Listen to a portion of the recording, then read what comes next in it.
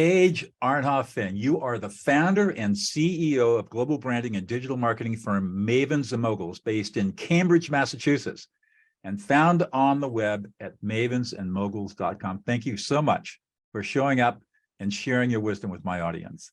Well, Doug, thanks for having me. I'm so excited to be here today. So tell us a little bit about Mavens and Moguls. How did it start and what do you do? So I joke that I'm the accidental entrepreneur. I was not looking to start a company. If you and I had met when I was in college or business school, I would have told you I was going to be the next Meg Whitman. I really thought I was going to have a Fortune 500 career. That was really the path I thought I was on. And, life takes lots of detours and twists and turns. And I started very much on a corporate path. My first marketing job was at Procter & Gamble, which is maybe one of the most successful, largest consumer products packaged goods companies in the world. I was in senior marketing roles at Coca-Cola, another big Fortune 500 company. But in about 1997, I got bitten by the dot-com bug. The internet was starting to take off, Internet 1.0. And I was just intrigued by everything that I was seeing happening on the technology front. And I left my big cushy marketing job at Coke to go join a startup that no one had ever heard of before.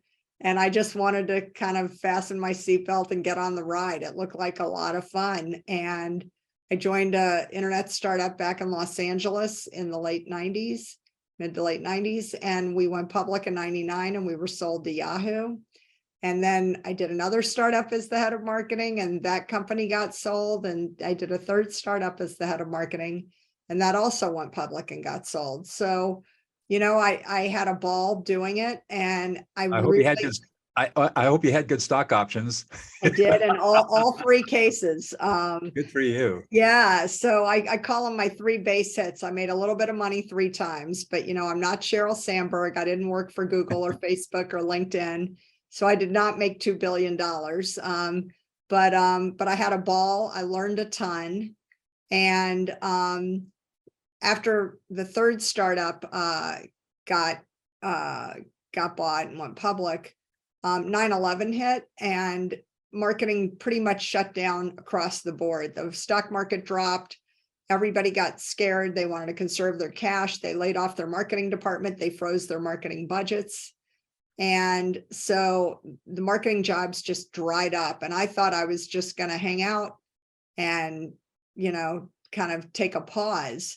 But because I had run successful marketing campaigns and departments for 3 early stage startups that were all venture backed, a lot of the investors and CEOs and private equity VC guys came calling after 9/11 and said, hey, we need some help.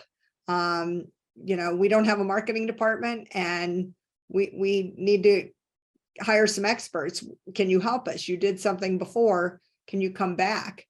And my first instinct was, I'm not a consultant. I don't work, I don't work at an ad agency. I don't work at a consulting firm. I'm the client. I'm the chief marketing officer. And what the people were telling me was, Paige, we don't need any more PowerPoint. We don't need any more recommendations. We just need people who can roll up their sleeves and get stuff done. And that's what you've been doing for us for years. Can't you help us? So my husband's like, Paige, there's a red flashing sign in front of you. Go help them. Send them an invoice. You know what to do. You've been doing this for years. So I called a bunch of people I had worked with earlier in my career at the big companies, at the small companies, and everyone had just lost their jobs after 9/11. So I had people, I had projects, and I put them together. Wow. And we've been at it ever since. I called the women the marketing mavens and the guys the marketing moguls. And here we are 21 years later, still going strong. And just so everybody knows, you are Stanford undergrad, Harvard Business School graduate. So no dummy. No dummy. I make mistakes just like everybody. Well, I know, but obviously, just so people can get a sense of this, that you've been well educated and well prepared for your role, and Mavens has taken off as a result of that. It's not It's funny, Doug. I have to say, a lot of people say, wow, you're an overnight sensation. You know, Well, within the no. first 3 years of my company, we broke over $1 million in revenue, and everybody said, oh my God, how did you do that? You came out of nowhere. And it's like, well, I've been working for decades, and all the roads of my career kind of converged into Mavens and Moguls. Some of my earliest clients were people that I knew a decade or two before, that I had worked with in previous lives, or we had gone to school together, or our paths had crossed. And you work hard, you leave a great impression, and they find you again, and they recommend people hire you, and they become great references and great testimonials for your brand and your business. So, I mean, in a way, yes, I've had a world-class education, and I've worked for some incredible companies, but each one of those experiences just built on the one before, and it all led to this experience. Wow. So what is it that you, as you think about what you do day to day, I know you've got your people are dispersed all over the world, right? It's almost all virtual. Correct. And what is it that you like most about what you do today? What really gets your juices going? I think in my DNA, I'm a problem solver. I love fixing things. And I think I'm naturally very curious, and I love asking questions and just listening, kind of like you. Right. I think I'm a really good listener. And, you know, before the pandemic, I would go to lots of networking events, networking breakfasts, lunches, you know, events. And I'd be sitting next to someone at a breakfast, or I'd be, you know, networking in a ballroom somewhere. And you ask an open-ended question, and you just shut up and listen. And people will tell you all the things that bother them, and all the things that are not working in their lives and their companies. And I can't help myself. I'll follow up, and I'll say, you know, it was so great chatting with you over breakfast this morning. You mentioned XYZ, and I was thinking, I saw this great article. We have a client that had a similar problem. Here's what we did. If you ever want to talk about that more, please give me a ring. You know, here's an article, here's some information. You know, I'm always happy to chat. And that's it. And 9 times out of 10, they follow up and they go, oh my God, you know, you heard me. That's exactly my problem. Thank you so much. That article was terrific. You know, what you did for that client is exactly what we need. Can I get you to come back and meet with my CEO? Because we have a problem, and we have a budget, and we don't know how to fix it. And so that's really, I mean, you know, I don't have a capabilities presentation or a PowerPoint. I don't do stuff in a kind of generic way. I just like to target my thinking to like exactly what I hear the person say they need, and I can make an introduction. I can introduce them to people that are really good at what they do, that is exactly the needle in the haystack for what problem they're trying to fix. And that makes you real. You get really excited. I do. I can't help myself. I mean, you just exude energy when you think about listening to people, helping them solve problems. That gives you a lot of joy and satisfaction. It does. And it makes you a lot of money. And I get very excited. I get a lot of energy, you know, from smart people. I love working with people that I respect and admire, and working with and for people that I want to help. And that gets me out of bed every day, really jazzed. Like, I never get bored. I never get tired of doing what I'm doing. I don't work because I have to pay the bills. I work because I love what I do. Yeah. And, you know, I'm still relatively young, in my mid-50s. And I think there are a lot of problems that I can help fix. And that really gets you juiced up. Totally. Really excited. And you know, the gratitude you receive for doing what you do is also extremely rewarding. Without a doubt. No, I mean, you know, I really honestly believe that, like, our organization, we want to help people that are working on great brands. Then they feel like they're almost like the best kept secret. But if they have a great story to tell, and it's not being told, we want to shine that light, and we want to give them the exposure to share their gifts, their products, their services, their stories, to help people solve their problems. And that is really motivating. It's really gratifying. And I feel like irrespective of the size of the company or the size of the budget, we want to help,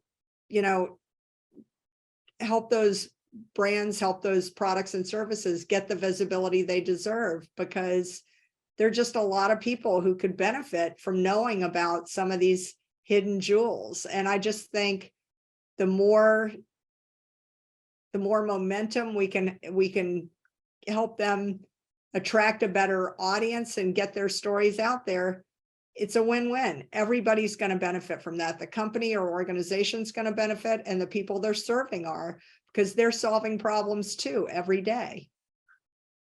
So what advice would you give to a young woman today starting out who wants to follow kind of the track that you followed? So I think you have to do what's intuitive to you. Like, what is unique, special, and different about you? What are your strengths? And you build around your own strengths. You can't kind of copy other people because everybody's different. So you have to figure out what makes you tick and what you're really good at and what's your special sauce. And when you figure that out, you need to crank it up to the hilt.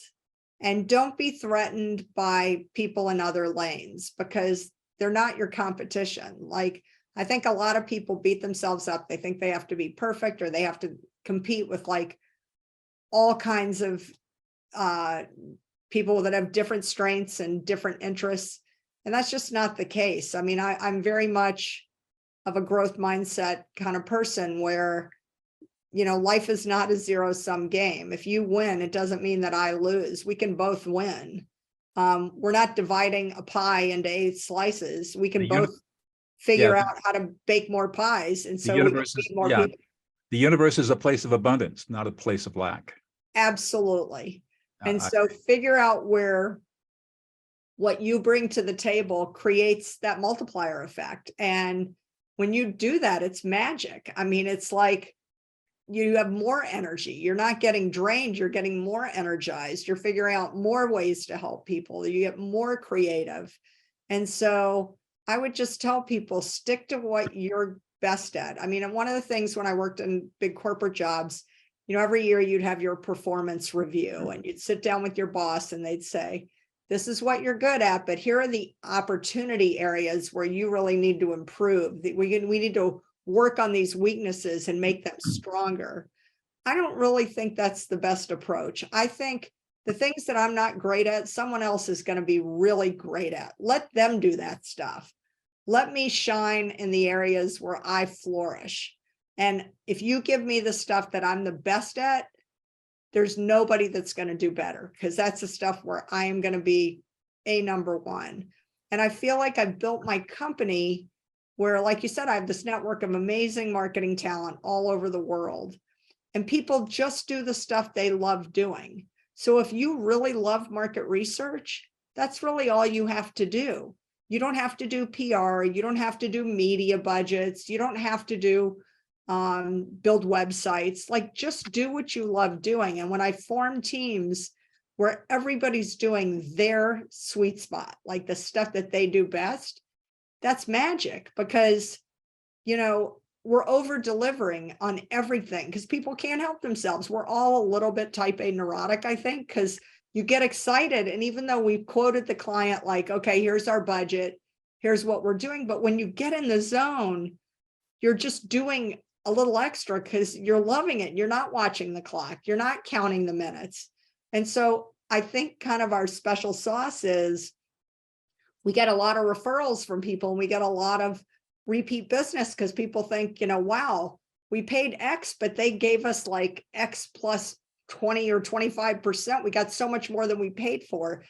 We don't feel like we did something, extraordinary. But I think when you're working in that zone where, like you said, you're feeling like that abundant mentality, you just can't help but over deliver. And the client feels that, and they love it too. It's a win-win. It sounds like that's a real secret of leadership.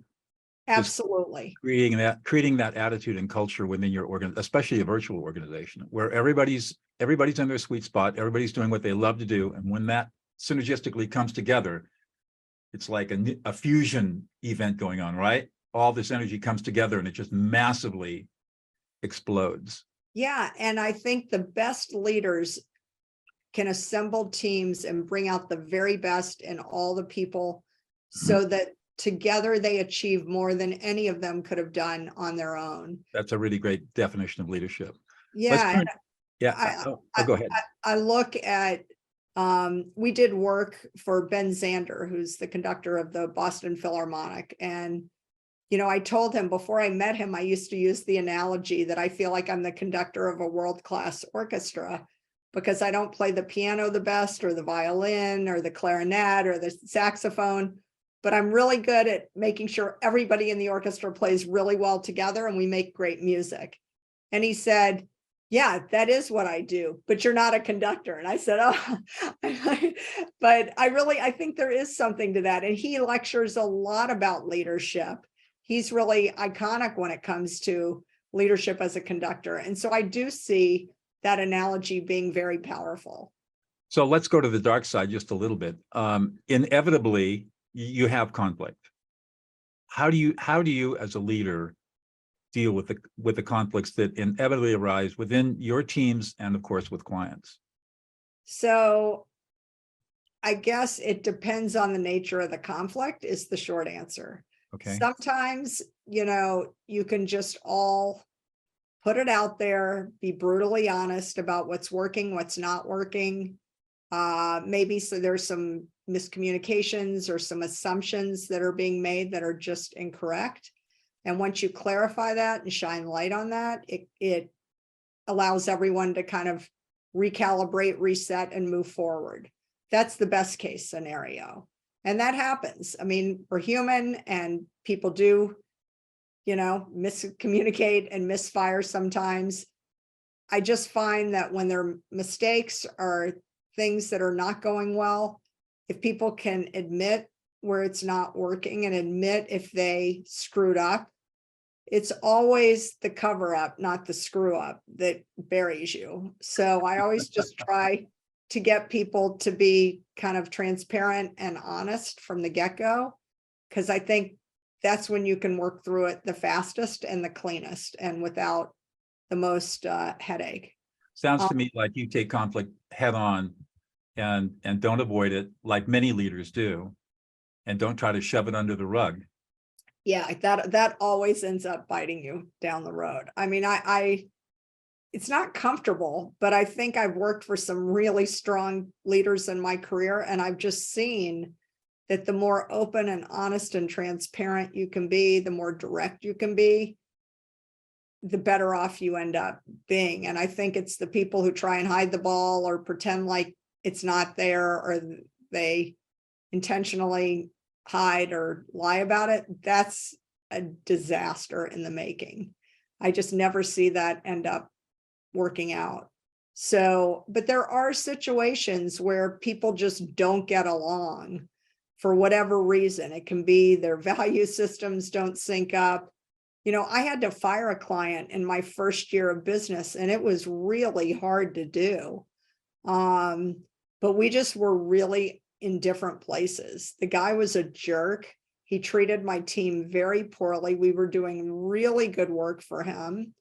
He was very egotistical and narcissistic, and we were doing PR. And so the better job we were doing, we were like creating this monster because he kept seeing his name in print. And it was like feeding this beast that was just getting more and more intolerable. And I realized 3 months, the guy was, he signed a 1-year contract for $10,000 a month. It was a 6-figure engagement. And on month 3, I basically said, we need to shake hands and part ways. I don't think we're the right team for you. And he said, what do you mean? Are you firing me as a client? And I said, I guess we are. Yeah, I think you're going to be better served by another partner, because I realized, you know, it's my company, it's my name on the door. And for people that knew him well, they knew what a jerk this guy was. And I didn't want all of his less jerky friends saying, well, if she can do that for him and he's such an SOB, imagine what she could do for me. I didn't want to build my business with clients like that. And I just had this wake up moment where it was like, I don't care how much this guy's willing to pay me. I don't want this to be what I get up for every day. It doesn't feel good. It doesn't feel good to my team. We're not enjoying it. We're not having fun. And the better we get, the worse this is. Like the hole keeps getting deeper. And I think, was it Winston Churchill that says, when you find yourself in a hole, stop digging. And, Right. and I thought, I think we have to course correct. And again, it's not easy. It's not fun, but it ended up being absolutely the right decision. And within like a month or two, we had replaced him with much better clients. And it really sent an important signal to the team that, like, I have your back. We're not going to grow like this. This is not the way we want to build this business. And I just think it was the kick in the pants we needed at a really important, it was the first 6 months of my company, and it really paid off in spades. Wow. That goes to fundamentally goes to your values, and saying that if my clients are not aligned with my values, this relationship is not going to work. Exactly. And I think that's the same with your colleagues. If you have people on your team that are not, they don't have, the culture of your team matters so much to the strength of your business. And if there's a, bad apple in the bunch, or people are starting to get really threatened and starting to feel insecure, that can permeate and ruin everything that you're building. So I think you have to protect your, what makes you special. Your core values are so critical to the secret sauce that makes each company unique and special. Do you have a virtual team? And I presume everybody's kind of working out of their home, or they have their own offices, and they're all over the world. Correct. Do you ever get everybody together? So we had talked about it early on. We have never done a full Mavens and Moguls kind of powwow, to be brutally honest. And during the pandemic, obviously, that was never going to happen. Right. The average age of my group, these are people that are seasoned professionals. We don't have 25-year-old Mavens and Moguls. These are people that have built really great careers. And like myself, they don't want to retire in the classical sense. They want to keep working, but they want to work on their terms. Mm-hmm. And so what's beautiful about this is people opt into every project. They're not employees, they're contractors. So I think the reason why people love being part of this network is you've got very simpatico, like-minded, smart, seasoned professionals that you can, use as thinking partners and kind of get in the trenches together and solve these really fun, meaty problems. But you don't have, like, we all built very successful careers prior to joining Mavens and Moguls, and we did the offsites and we did the travel for work. And we're just at a very different stage in our life now. And so that's not really what people need. We definitely Zoom and get on conference calls in pockets, but I've got about 4 people in the group in different time zones. And I don't want people to have to be on a phone call at 10 o'clock at night or 8 o'clock in the morning. Like, that's just not kind of the culture of our group today. So there are no kind of, let's all go to the boondoggle resort and wear the sweatshirt. And, that was a different part of my life. I can just picture it. So I want to turn the conversation. This podcast is called Listening with Leaders. And as you know, I'm really big into listening, as obviously you are. And I want to just explore that a little bit more. Earlier you talked about the importance of listening. Could you elaborate on that? How is it that you develop the skill that you have, and why did you develop it? Because there are very few people who I've talked to, both professionally and as a journalist and a podcaster, that are like you. You're really quite unique. So when I worked at Procter & Gamble, right out of business school, a little bit like a bull in a china shop, you just spent 2 years pretending like you were CEO of all these big companies, solving these big problems. And then you get thrown into the work world, and I felt like, I was just trying to impress everyone in every meeting and make the smartest comments and be the biggest voice in the room. And I had a boss early on at P&G, and she was very quiet. And yet when she opened her mouth, it was like everyone wanted to lean in and listen to her, because she was very choiceful in where she commented, how she commented. And that, I feel like I was always the one talking in meetings. And I think people started to tune me out, or, you just noticed the reaction was a little bit like, up, here she goes again, right. Miss Problem Solver with another, inserting her solution into the mix. And working for this woman really made me pay attention that there are a lot of leadership styles out there, and mine wasn't really necessarily the most effective. And I think people were getting tired of me, frankly. So I really tried to emulate the things that were really strong about her. Now, again, I'm more extroverted and gregarious. She was more introverted and quiet, but I have that inside of me too. And I tried to cultivate that. And, at Coke, it was a very different role, because I was the number 2 person globally in marketing. So I worked for the guy who was really like magnetic, and he was the guy that did New Coke and Diet Coke. So kind of a legend in the world of marketing. He was a very loud, big personality, big voice in the room. So I was definitely more behind the scenes, and I could, again, observe more than it was his voice that everyone was waiting for, not mine. But watching him and watching people deal with him, again, helped me to cultivate a different side of my natural tendency. I think what really left the strongest impression for me, that made me the best listener, was the Great Recession, 2008, 9, and 10. So leading into that, our company was going gangbusters. I was sitting on a bunch of boards, and I was giving a lot of talks at conferences all over the world. And as you probably remember, things came to a screeching halt at the end of 2008. Boy, howdy do I ever. Yeah. And because I was on boards on the West Coast and on the East Coast, I had signed up for all these conferences to be a speaker, panelist. So I looked at my dance card going into 2009, 2010, and I could see that I was going to be in San Francisco, Chicago, New York, Washington, Boston. I just looked at the horizon, and so many of my clients that were about to launch these big projects, everything got put on hold. People were, conserving their cash. So what I decided to do, again, it was kind of a political, cycle. And I started watching all these politicians go on what they called their listening tours.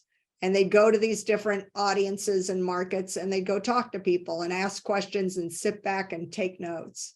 And I thought, I'm going to be in San Francisco for this week in May. I'm going to be in Chicago this week in September. I'm going to be in New York this week in January. Why don't I go on a listening tour?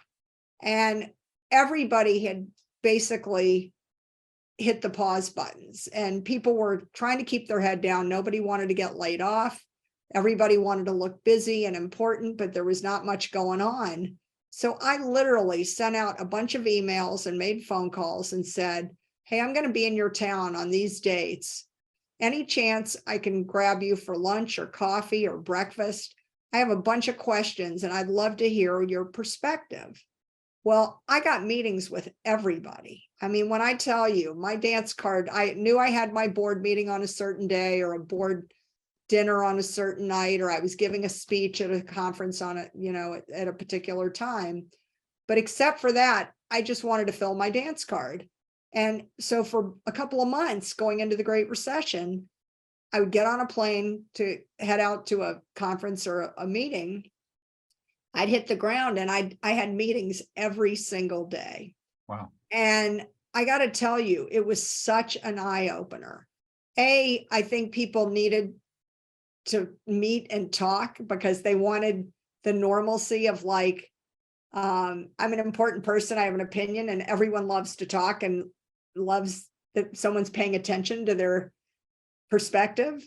So I had a captive audience, and they loved the fact that, they could tell their boss or their board or whatever, oh, I've got this meeting, I can, and if I were speaking at a conference, a lot of times when you're a speaker at a conference, they say, we'll comp you some tickets if you want to bring anybody. So I'd offer it to the people in those towns. I'd say, if you'd like to come to the customer relationship management conference or the women in business conference or whatever, I'd love you to come as my guest. I'm going to be speaking at, 2:30 today. And there are a lot of other great speakers.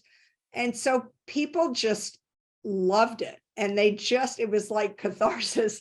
They wanted to talk. They wanted to, learn. And the fact that there was something productive and positive happening in the kind of news cycle of all this really depressing Debbie Downer news about the Great Recession, I think people just felt great about it. And what I realized, city after city after city, is these themes were starting to emerge.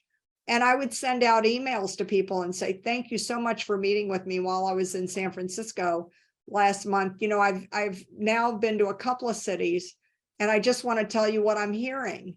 And people loved it because they felt like they were on this listening tour with me.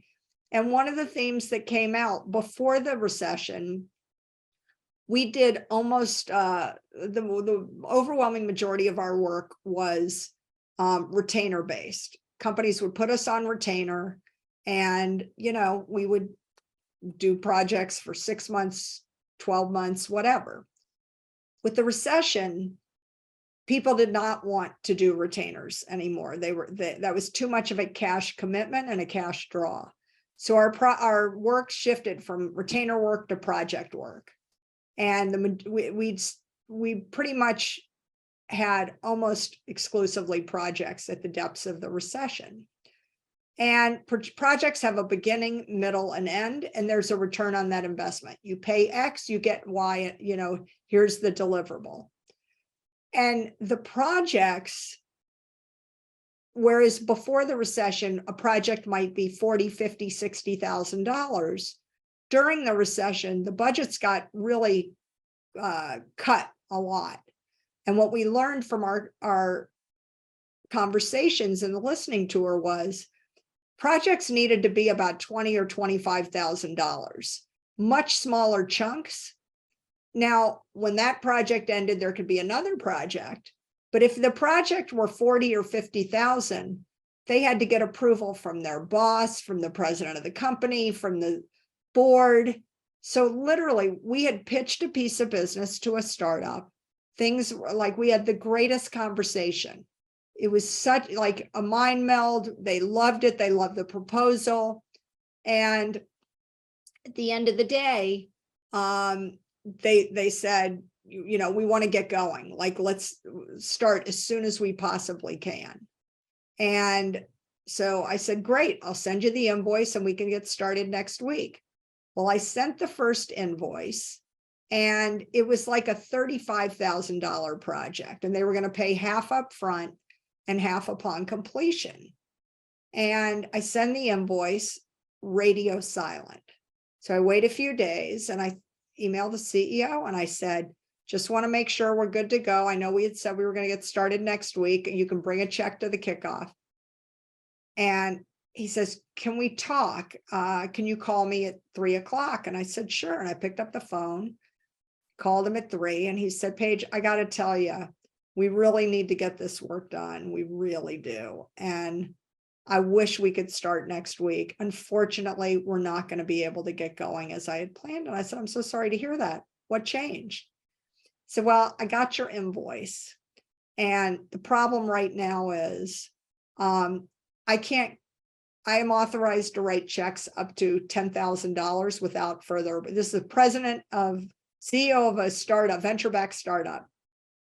But in the depths of the Great Recession, anything more than a $10,000 check, he had to go to his board. And he said, I just had a board meeting last week. I am not going to call an extra board meeting to get a check. If we wait a month, I'll just tack it onto the agenda. And I said, wait, Bill, what if we broke it into 3 payments? Could we do it like, a third, a third, a third? And he said, well, yeah, if we could do that, we could start on Monday. I said, okay, I don't care if you put half up front or a third up front. It doesn't matter to me. I just want y'all to realize we're starting the process and you've got skin in the game. He goes, well, if you can do that, we're good to go. And so at the end of the day, a $25,000 project that's 12.5 and 12.5 versus 8,000, 8,000, 9,000, it's all the same. And what was so interesting, and the project went off gangbusters, they learned a ton and they hired us to do another project right away after. And what was really interesting is clients ended up still spending 6 figures with us, but they just did it in smaller chunks. They did 4 or 5 projects a year, not one retainer. And that is the power of listening. That is the power of listening. And it's just amazing. Somebody said to me when I was sharing this story, they said, the truth is, Paige, if you were a guy, he probably would not have admitted to you what the real problem was, because he would have been too embarrassed to say he needed his board's approval to get a check more than $10,000. But he, for whatever reason, he was willing to tell you the truth, and you were able to solve the problem like it was like nothing. And so sometimes, just having a great relationship or not being a threat to people or whatever, having that kind of conversation, it's really amazing when, again, with complete honesty and transparency, it's not really a problem at all. It was just kind of a situation that was out of my control. It had nothing to do with me. Well, you handled it beautifully.